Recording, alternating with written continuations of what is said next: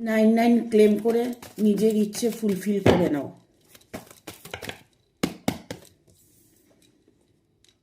তুমি যা চাইছো তাই তুমি আগামী 9 দিনের মধ্যে পেতে চলেছ। তোমার জীবনে কোনো নতুন মানুষ আসতে চলেছে। তোমার জীবনে ভালোবাসা অফুরন্ত আসতে চলেছে। তোমার বিবাহ জীবনে অনেকটাই ইমপ্রুভ দেখতে পাবে।